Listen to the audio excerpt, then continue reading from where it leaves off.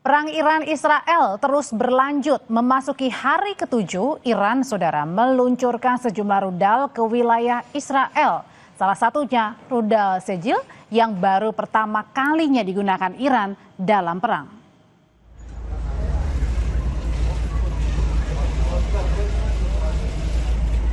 Iran menyebut Sejil sebagai rudal ultra heavy jarak jauh fase kedua yang canggih. Iran menyebut rudal ini diarahkan ke target strategis di wilayah Israel. Iran sebelumnya mengklaim serangan rudal dan drone mereka berhasil menyasar markas Mossad. Komandan Garda Revolusi Iran menyatakan serangan rudal Iran akan membuat warga Israel tidak akan bisa meninggalkan lokasi perlindungan mereka dan sirine akan terus berbunyi tanpa henti.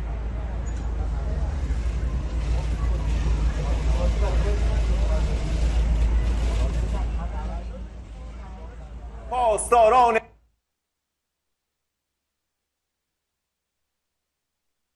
انقلاب اسلامی هشدار داده بود که درب‌های جهنم به روی شما باز خواهد شد. موشک‌های رعدآسای هوافضای سپاه نخواهد گذاشت لحظه ای را بیرون از پناهگاه‌های زیرزمینی سر کنید. چند روزی است که رنگ آفتاب را به خود ندیده اید. اطمینان داشته باشید لحظه ای صدای آژیرهای قرمز قطع نخواهد شد.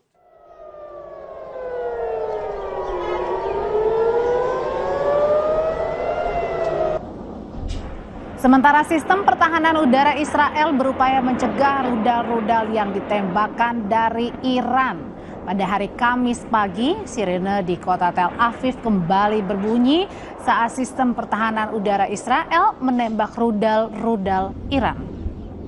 Salah satu lembaga HAM di Washington memperkirakan 639 orang di Iran tewas akibat perang dan 1.300 lainnya mengalami luka. Sementara dari pihak Israel, sedikitnya dinyatakan 24 orang tewas, ratusan lainnya terluka.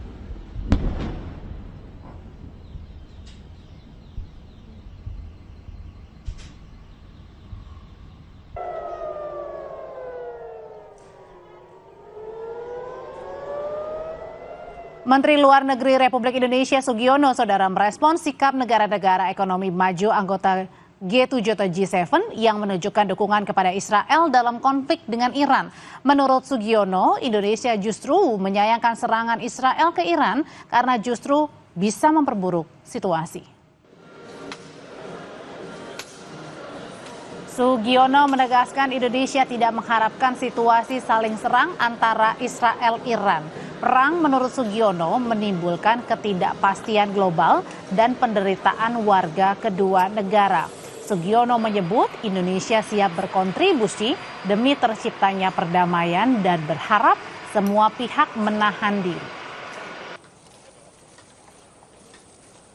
Dan Indonesia selalu dalam posisi siap memberikan kontribusi apapun dalam rangka terciptanya perdamaian di dunia. Menteri Luar Negeri Sugiono menegaskan telah menetapkan status siaga 1 untuk Kedutaan Besar Republik Indonesia di Teheran, Iran seiring meningkatnya eskalasi perang Iran-Israel. Karena itu Menlu juga meminta KBRI Teheran menyiapkan rencana evakuasi 380 warga negara Indonesia di Iran lewat jalur darat apabila situasi semakin memburuk. Menlu menyebut situasi eskalasi konflik Iran-Israel semakin meningkat dalam 2 hari terakhir. Karena itu, ia memutuskan peningkatan status siaga 1 di KBRI Teheran dan meminta KBRI menyiapkan rencana kemungkinan evakuasi bagi warga negara Indonesia di Iran. Indonesia bakal mengajukan permohonan kepada negara tetangga Iran memudahkan WNI yang dievakuasi melewati perbatasan.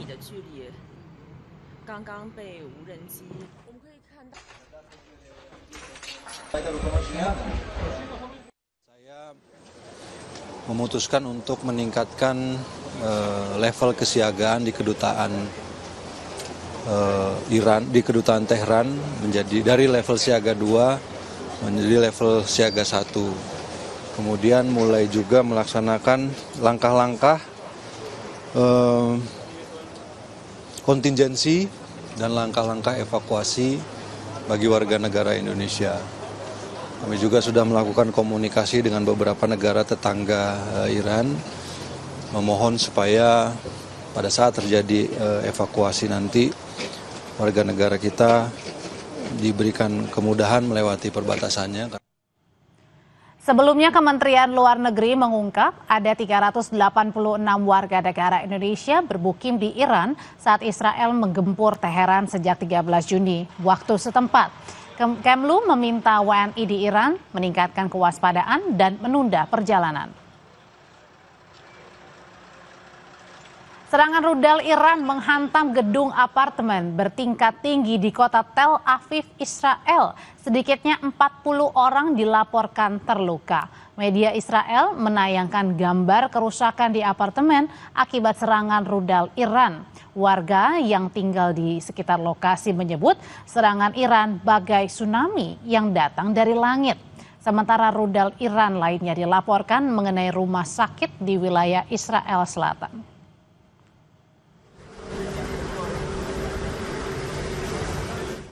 Sound was huge. Huge. I never heard such a sound. I was in the army, and my parents live in Ashkelon. I passed few bombs, I passed few wars. But it was nothing like this. This one was a tsunami form up, really. Pemimpin tertinggi Iran, Ayatollah Ali Khamenei, menolak peringatan dari Presiden Amerika Serikat Donald Trump menyerah tanpa syarat dalam menghadapi serangan Israel. Khamenei, saudara, menegaskan perdamaian atau perang tidak bisa dipaksakan kepada Iran. Khamenei bahkan memperingatkan keterlibatan Amerika dapat menyebabkan kerusakan yang lebih fatal dan merugikan Amerika.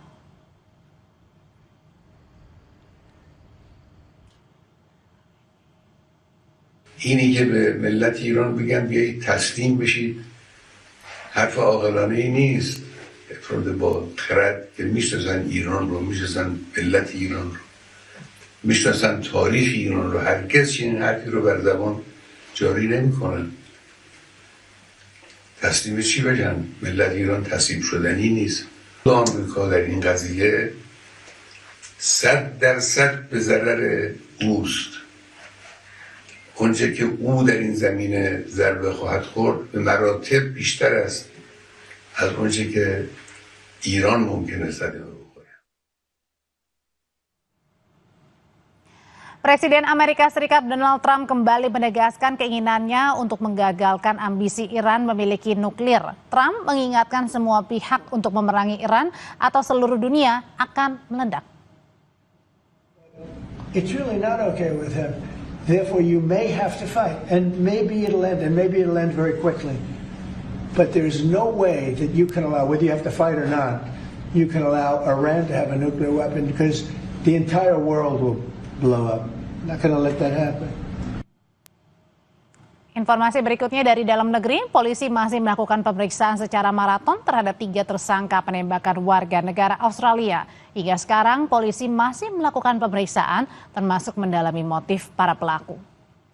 Kabid Humas Polda Bali, Kombes Arya Sandi mengatakan pendalaman pemeriksaan adalah untuk menyesuaikan keterangan tersangka dengan barang bukti dan juga alat bukti.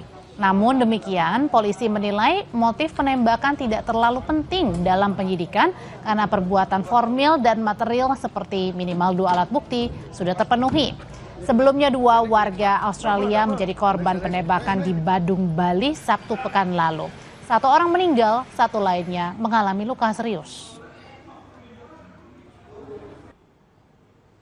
Pemeriksaan.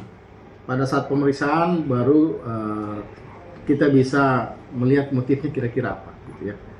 Pada saat bisa memastikan motifnya apa seperti apa ya nanti pasti hakim yang akan menanyakan langsung, gitu ya. Cuman kita, tapi tidak begitu penting dalam hal penyidikan. Nah, dalam penyidikan itu perbuatan material, formil material terpenuhi maka cukup itu. Sebelumnya Polda Bali kembali menangkap satu pelaku penembakan warga negara Australia. Dengan demikian total ada 3 pelaku yang juga merupakan warga Australia. Polda Bali menjelaskan ketiganya ditangkap di lokasi berbeda. Satu di Bandara Soekarno-Hatta dan 2 lainnya di luar negeri. Dari hasil pemeriksaan, selain merencanakan pembunuhan, ketiganya juga merupakan eksekutor. Saat ini pertanggal 18 Juni 2025 sudah diamankan 3 tersangka dan beberapa barang bukti yang diduga dipakai untuk melakukan perbuatan penembakan tersebut. Negara Australia sesuai dengan paspor. Ketiganya. Dan merespons penangkapan 3 pelaku penembakan 2 warga Australia, Kapolri Jenderal Listio Sigit Prabowo bilang hal ini merupakan kerjasama Bareskrim Polri, pihak imigrasi dan kepolisian federal Australia. Kapolri menambahkan 1 pelaku ditangkap di Bandara Soekarno-Hatta, 2 pelaku lainnya di luar negeri.